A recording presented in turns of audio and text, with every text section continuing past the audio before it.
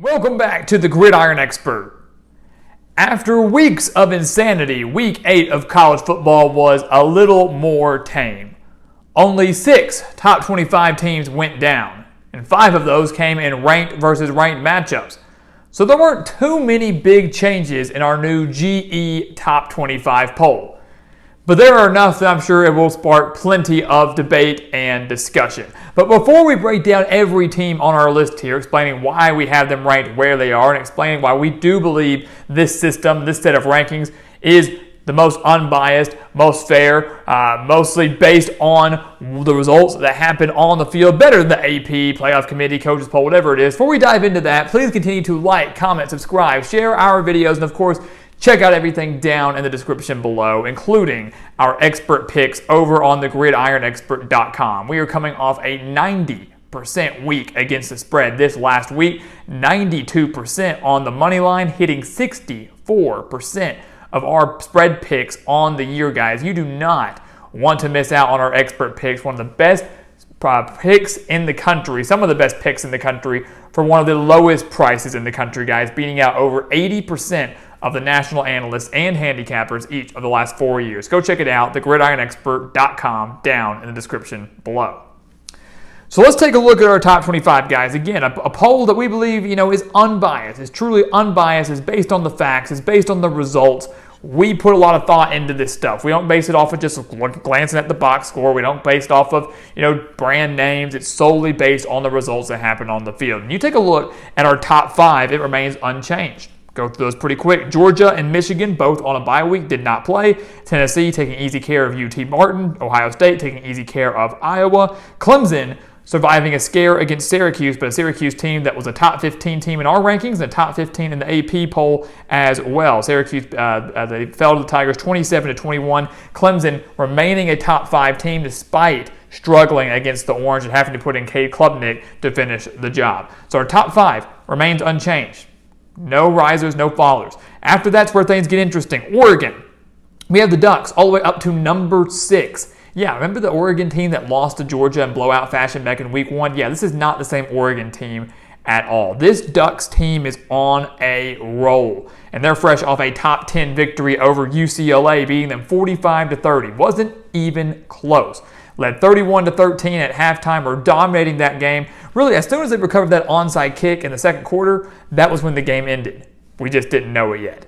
Great coaching by Dan Lanning, great effort by the Ducks, phenomenal performance from Bo Nix. Oregon in at number 6 in our rankings, so Alabama and TCU both dropped a spot. Now, we're not punishing Alabama or TCU. They both got wins over top 25 opponents.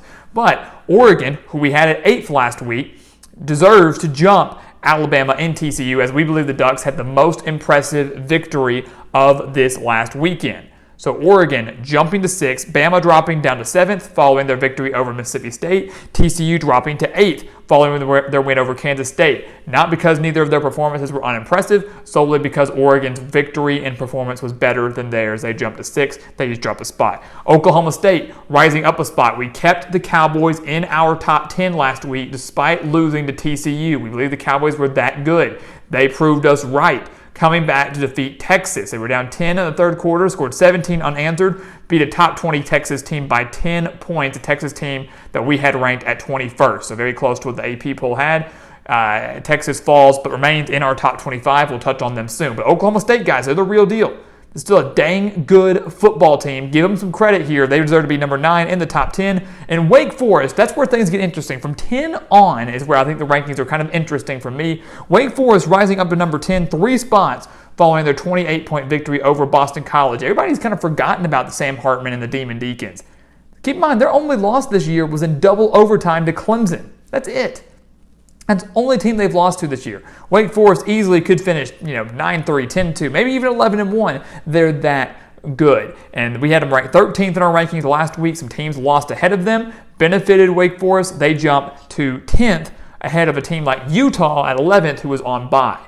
Some people think Utah is too high. I disagree. Some people say, why is Utah ranked ahead of UCLA? UCLA won the game head-to-head. Keep in mind, we had UCLA at 9. We had UCLA ranked 9th. We had Utah ranked 12th. 3 spots there. I couldn't justify only moving UCLA down 2 spots, 1 spot, 3 spots, whatever.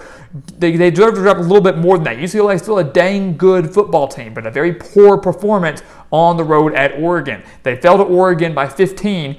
Utah's 2 losses combined came by 13 points on the road to UCLA, on the road to Florida. So 2 losses combined by 13. UCLA has 1 loss by 15 to Oregon, and a very poor performance where the defense couldn't stop anything. The Utes are still a dang good football team, have a quality win over USC, which they won before their bye week. The Utes, to me, 11th over UCLA, despite UCLA owning the head-to-head. They don't always have to be ranked above each other, guys.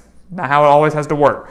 Penn State in at number 12. They were a very big riser, mostly due to the fact of the teams that lost ahead of them, but also due to their dominant performance over Minnesota, defeating the Golden Gophers 45-17 to shut down Mo Ibrahim. Again, he still had over 100 rushing yards, but to condense that Minnesota ground game, and for Sean Clifford to have such a big bounce-back game following a really lackluster performance against Michigan, that was a big-time win for Penn State. The whiteout game, the atmosphere was electric, and the defense did a pretty good job. After allowing 418 yards to Michigan, they did a pretty good job containing Minnesota's ground attack. Yes, I know they didn't have Tanner Morgan, but still a big win from Penn State. They're up to 12th. Big game against Ohio State this upcoming Saturday.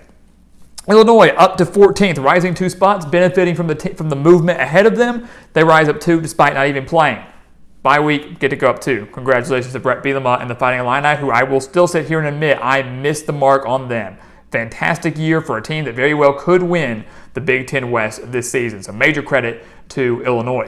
Syracuse only dropping 1 spot. We said in our recap video that we believe Syracuse is still a top 15 team. They probably should have beat Clemson this last Saturday. They probably should have won that game. Controversial calls there with the late hits on Cade Klubnik and the late hit that was not called on Garrett Schrader. Syracuse won the turnover battle 4-1 and still managed to lose the game to the Tigers. That was such a hard-fought battle, and to me showed how good the Syracuse team is despite the loss. Syracuse only dropping 1. A few weeks ago, we didn't even move Kansas in the rankings despite their first loss. I believe it was to TCU. Same kind of scenario here with Syracuse only dropping 1. Still a top 15 team in our eyes. Outside of that, USC, they bump up a spot. Had a bye week, benefited from some movement. So the Trojans up to 16th. LSU, a newcomer. The Tigers, guys, got our helmet back there. LSU in to the top 25 finally now, all the way from unranked to 17th following their big 25-point victory over Ole Miss. Ole Miss was number 7 in the AP poll. They were 11th in our poll, but we told you, we never thought Ole Miss was a top 10 caliber team. They never cracked the top 10 in our rankings. We knew they were not that good. LSU proved that to us. But to beat them by 25 points is still a very impressive feat. To consolidate that offense the way they did after getting down 17-3 and then outscoring them 42-3 from then on, that's pretty dang impressive regardless of who you're playing. So even though they beat up on a little bit of an overrated Ole Miss team, LSU certainly deserves to jump into the top 20 following a fantastic performance. And a team, guys, that still only has 2 losses, one of them coming to our number 2 team in the country in Tennessee. Give some credit to LSU. 17th for the Tigers, 18th for Kansas State following their loss to TCU. They only dropped 3 spots. Some would say how? Well, they were up 28-10, and Kansas State had to go all the way down to their 3rd-string quarterback in that game. So I'm not saying Kansas State would have won had Adrian Martinez stayed healthy or if Will Howard had stayed healthy the whole way through. But what I am saying is Kansas State showed a lot of fight in that TCU game. They were up 18 points at one point, and I think that game would have been a lot closer and easily could have been a win for Kansas State had Martinez stayed healthy the whole way through. So they don't deserve to drop from what we had at 15th all the way to 20th or 22nd, something like that. The Wildcats still a top 20 team. They come in at 18, above a team like Ole Miss who dropped 8 spots. 8 spots from 11th to 19th, and it could have been more. Ole Miss, guys, they entered the game against LSU at 7-0, only had 2 wins over teams with a record above 500. One of those wins was against Troy. The other was against Kentucky, who Ole Miss is conveniently ranked just above. So Ole Miss above Kentucky, who was on bye week. They dropped 2 because of the movement ahead of them. Same for North Carolina. They move up 2 because of the movement ahead of them. They had a bye week as well. So credit to Kentucky, credit to North Carolina. North Carolina could be the team that emerges as the coastal champions in the ACC. What a wild year and what a wild division That is Miami, a letdown. Duke, a contender. UNC, a contender. Pittsburgh, a letdown. So many crazy things happening in the Coastal, but UNC right now our favorite to win it, 21st in the country. How about this, guys? How about two teams out of the American Conference? Tulane and Cincinnati, 22nd and 23rd. Give credit to Tulane, guys. They only have one loss on the year somehow to Southern Miss, but they do have a quality win over Kansas State. That's a major reason why Tulane's ranked as high as they are, 22nd in the country in our rankings here, above Cincinnati, who survived SMU 29-27. SMU's two-point conversion falling short. So give credit to Luke Fickell and Cincinnati. Their lone loss was back in the season opener to Arkansas. They've been pretty quiet this year. Not a playoff contender like they were last year, but still a top 25 contender. And man, how fun would it be to see those two in the American Athletic Conference Championship game. Tulane and Cincinnati playing some really good football right now. Great look for the American Athletic Conference. And of course, give credit to ECU as well. My man Destry Sparks, congratulations on their big win over UCF, making a statement out in North Carolina. North Carolina State coming in at 24th. They had a bye week. They stayed the same. The Wolfpack did not move up any. And then Texas dropping 4. We have Texas barely holding on to their top 25 spot. Yes, they have 3 losses. One of them was by 1 point to Alabama. The other was where they blew that 10-point lead to Oklahoma State this last weekend. The other in overtime to Texas Tech. So Texas is a team that I think is a little bit better than their record shows, just unable to finish games. They're clinging to their spot. They were 21st in our rankings last week. We're keeping them in, dropping them 4 at 25. Couldn't justify putting anybody else in their spot, although teams like South Carolina, Maryland, and Liberty are right on the outside looking in.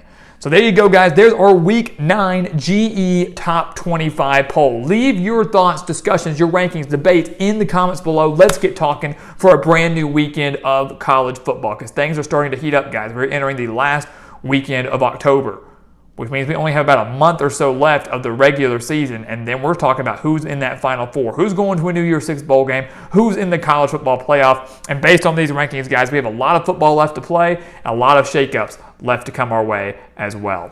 So guys, as always, thank you so much for watching us here at the Gridiron Expert on YouTube. Make sure to continue to like, comment, subscribe, share our videos. Of course, check out everything down in the description below, including our expert picks over on our website, thegridironexpert.com. Again, hit over 92% on the money line last week, hitting over 64% of our bets this year so far. You do not want to miss out on those numbers, guys. One of the best picks in the country for one of the lowest prices in the country, beating out over 80% of the handicappers in the nation. Don't miss out on it. Sign up for it right now down in the description below, thegridironexpert.com. And once again, guys, as always, thank you so much for watching, and we'll see you next time right here on the Gridiron Expert.